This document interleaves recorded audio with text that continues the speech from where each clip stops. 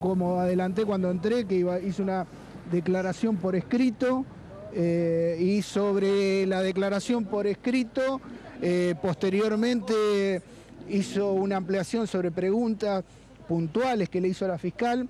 Considero que la declaración por escrito le echa toda la culpa directamente a Rodas, que incluso en la declaración por escrito da a entender como que Rodas se le abalanzó sobre el vehículo, lo cual significa que es incongruente, porque Rodas circulaba por la banquina, pero él da a entender como que se le abalanzó la bicicleta hacia el parabrisas, que dice que entró en un estado de shock, pero también en el estado de shock dice que tuvo un momento de lucidez de querer llegar hasta el peaje, y que dice que solicitó ayuda ahí, pero tampoco fue incongruente cuando manifestó que no podía llegar a dar a entender si estuvo en un hospital, si estuvo atado en una cama, desconoció que le hayan hecho lo que se llama un alcoholímetro, que le hayan sacado sangre, desconoció todo, dice, o sea, después posteriormente tuvo lo que se llama un tema de falta de memoria. ¿Se modificó la acusación, doctor? ¿Se modificó la acusación? No, la acusación se le tomó como homicidio culposo. Doctor, pues un paso o sea, te explico. Se hizo lo que se llama un homicidio culposo. Y que el fiscal ahora, en la elevación a juicio, porque él ya hace la declaración por escrito y pide el sobreseimiento. O sea, hay que sumarle eso, de que no solamente desconoció el hecho, que le echó la culpa a Rodas, que la muerte se fue provocada por estar él circulando en bicicleta, que sino también pidió el sobreseimiento.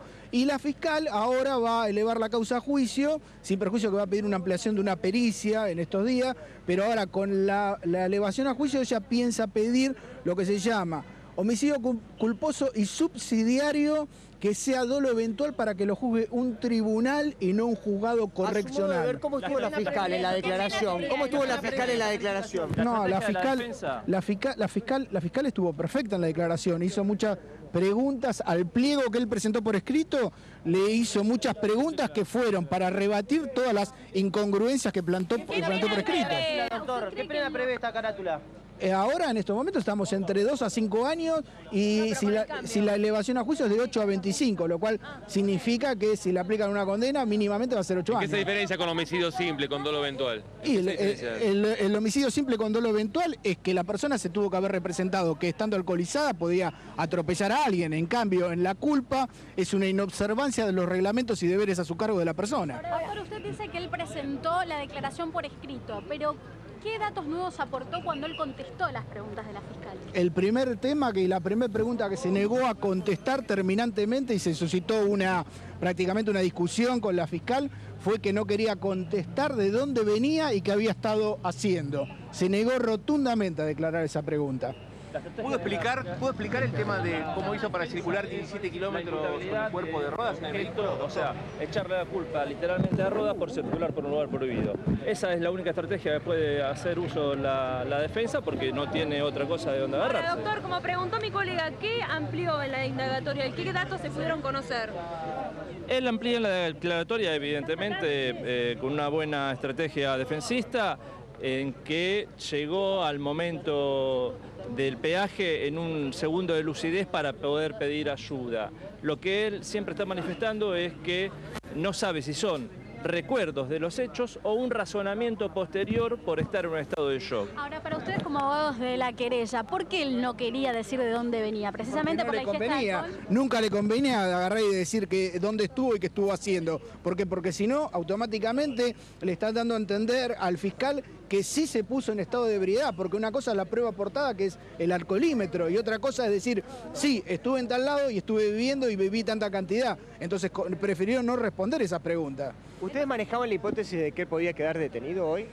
No, nunca manejé. O sea, nosotros manejamos la hipótesis de que la acusación podría llegar a ser relativa a un homicidio culposo y subsidiariamente con dolo eventual.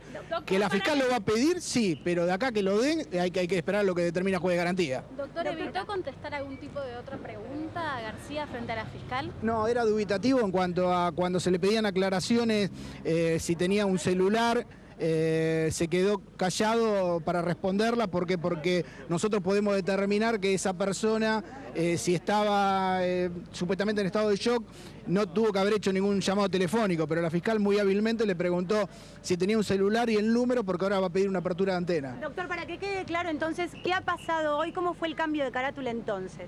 El cambio de carátula es, ahora que la fiscal va a pedir la elevación a juicio, le pide homicidio culposo y subsidiariamente con dolo eventual, porque ella cree que en el juicio va a poder demostrar la posibilidad de que sea homicidio con dolo eventual, lo cual prevé una pena de 8 a 25 años y que lo juzgue un tribunal oral y no un juez correccional. ¿Quedaron conformes ustedes? Sí, quedamos conformes. Nos hubiera gustado que aclare muchos puntos, porque uno de los puntos que nosotros le pedimos que aclare fue cuando él llega al peaje, que se ve en el video que hace una maniobra marcha atrás y dijo que no sabía por qué la había hecho y lo que nosotros nos podía llegar a presuponer algún instinto de fuga, pero tampoco dijo que se acordaba por qué lo había hecho, y cuando se le preguntó por qué no bajó del auto, porque se lo vio 20 y pico de minutos ahí detenido, dijo que no bajó del auto porque estaban esperando que le den la orden para bajar del auto. Domínguez, usted cuando entró dijo que con el cambio de carátula por ahí podía quedar detenido él mismo. ¿Por qué esto no ocurrió, si hubo cambio de carátula? No, el cambio de carátula lo va a hacer la fiscal lo va a hacer en el momento del pedido de elevación a juicio. Ahora, en estos momentos, por ahora le mantuvo el culposo y ahora que hace el pedido de elevación a juicio, le pide en forma subsidiaria el doloso porque cree que tiene elementos para demostrarlo. ¿Cuándo va a ser esto? ¿Cuándo puede llegar a ser y mientras tanto queda libre? Calculamos más o menos entre 3 y 6 meses la causa ya está elevada a juicio y ahí vamos a determinar si lo juzga un juzgado correccional, que es un solo juez, o directamente un tribunal, que ahí serían 3 jueces. ¿Tiene que volver a declarar García? No, García no declara más, salvo que él lo quiera volver a pedir o una ampliación que le quiera hacer el fiscal porque encontró un delito más grave, pero ya no tiene necesidad de declarar más. Usted dice que la fiscal va a pedir nuevas pericias. ¿Podría decirnos cuáles son? Sí, una de las pericias que va a pedir es la apertura de antenas, a ver si llamó a alguien, porque él dice que estaba en estado de shock y quiere ver si dentro del estado de shock tuvo la lucidez de hacer alguna llamada telefónica, y también unos puntos de pericia que los peritos oficiales, hay puntos que no lo aclararon, entonces la fiscal quiere que vengan los peritos oficiales a dar precisiones sobre esas pericias. El tema de la apertura de las antenas es un tema importante, ¿no? El tema de la apertura de las antenas más bien, porque él dice que estuvo en un estado de shock y no sabía cómo reaccionar y no sabía qué estaba haciendo, pero si se demuestra, que hubo un llamado telefónico, quiere decir que tuvo lucidez suficiente. Pero ¿cómo a esta altura del partido la fiscal no cuenta con esos elementos? Porque nunca manifestó que tenía un teléfono celular ni el número del teléfono celular. A partir de ahora surge que tenía un teléfono celular, el número del teléfono celular, y se puede pedir a la empresa de telefonía celular la apertura de antenas, a ver si se realizaron durante ese lapso las llamadas telefónicas y a quién se las realizó. Doctor, ¿pudo explicar fehacientemente cómo fue que hizo 17 kilómetros con el cuerpo de Reinaldo Rodas hasta el peaje? Lo dijo que entró en un estado de shock y que no sabía lo que hacía, pero a su vez también se contrapone la declaración por escrito porque dice que en un momento de lucidez pensó que podría llegar al peaje y encontrar auxilio en el peaje. Eso es lo que se contrapone, porque cuando uno está en estado de shock no está en lucidez, directamente estás en estado de shock y automáticamente frenás y te quedás ahí en un limbo total y no reaccionás como reaccionás, que manejás 20 kilómetros con un cuerpo. Disculpen, ¿explicó por qué estuvo 21 minutos? ¿Por qué estuvo 21 minutos en la cabina de peaje, junto a la cabina de peaje, sentado al volante del vehículo? Sí, lo acabo de contestar, dijo de que estuvo 21 minutos porque estaba esperando que le den la orden para bajar. Ahora, es raro, ¿explicó por qué no llamó el 911, por ejemplo? ¿No le preguntó a la fiscal eso? En ningún momento dice que no llamó a nadie, que solamente atinó a llegar al peaje y pedir ayuda porque pensaba que...